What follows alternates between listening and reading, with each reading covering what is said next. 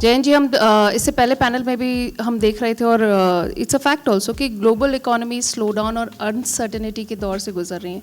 लेकिन अब अगर हम इंडिया की बात करें तो रिटेल इन्वेस्टमेंट है या डोमेस्टिक कंजम्पशन है, इसको हम बढ़ते हुए देख रहे हैं। तो ये जो ग्रोथ स्टोरी है इंडिया की, ये अभी जारी रहने वाली है। एफपीआई के लिए कहीं ना कहीं टैक्स का रिबेट के बारे में विचार करना शुरू कर देना चाहिए, क्योंकि ये टैक्स सिर्फ भारत देश में लगता है, दुनिया में कहीं एफपीआई पे नहीं लग रहा। पहला सबसे बड़ा दूसरा कारण है 31,000 करोड़ का, 30,000 करोड़ का जो हमारा एसआईपी आ रहा है, बहुत अच्छा है, डेफिनेटली बहुत अच्छा है। अगर इसके साथ एफपीआई का पॉजिटिव इन्फ्लो आएगा तो हमारा मार्केट बहुत अच्छा बूम करेगा, पहला।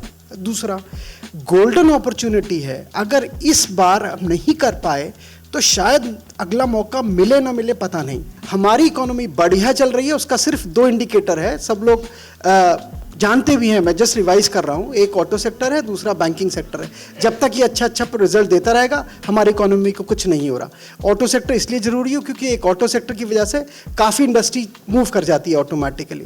तो ऑटो अगर अच्छे नंबर्स देगा, बैंकिंग सपोर्ट कर देगा, ऑटो बैंकिंग ठीक ठाक चलता रहेगा, कभी भी रिसेशन नहीं आएगा। अच्छा, अब तो एक और नई चीज़ पीछे बोल गए कि रिसेशन का पता ही नहीं लग रहा, रिसेशन आ रहा है कि नहीं आ रहा, क्योंकि 0.5 0.2 पे भी चल रहा है। बट इंडिया में तो हम बहुत ऊपर चल रहे हैं, 5-6% आराम से चल रहे हैं, कोई दिक्कत नहीं है। एक और चीज़ बड़ी अच्छी बात बोली है और कंटिन्यू करूँगा। वन ऑफ आवर मॉडरेटर्स बनास the question with respect to the returns. Sir 10-12% से ऊपर अगर आप रिटर्न एक्सपेक्ट कर रहे हो तो लॉस तैयार रखना, फिर सिंपल समझ लो। ये यहाँ पे बड़ा सिंपल रूल है, 12% रूल ऑफ 72 होता है जी, 72 divide by percentage of return. अगर 4 साल में दुगना तिगुना हो रहा है, बस बहुत है भाई। इससे ज़्यादा आप जैसे ही आप बीटा बढ़ाओगे तो सीधा समझ लो लॉस होना ही होना है, और 10-12% का रिटर्न आराम से बन जाएगा। आपको जरा बॉन्ड नहीं बनना है वहाँ पे जाकर कि मैं कर लूँगा, मैं हो जाएगा, मेरा नहीं हो पाएगा। अगर होना होता तो फिर अंबानी जी और बेचारे बजाज वगैरह इतनी इंडस्ट्री ना खोलते, 9:15 बजे मार्केट पे बैठते, 3:30 बजे धंधा बंद करते, 4-5 रवि जैसे रवि जी बैठे हैं ना, उनको बैठा निकाल दो 4-5 करोड़ 500 करोड़ रुपए, नहीं पॉसिबल है। वो सब धंधा कर रहे हैं अपना। आप सिर्फ एक काम करिए, आप छोटा पैसा लगाते चले जाइए। इंडियन इकोनॉमी बहुत बढ़िया चल रही है।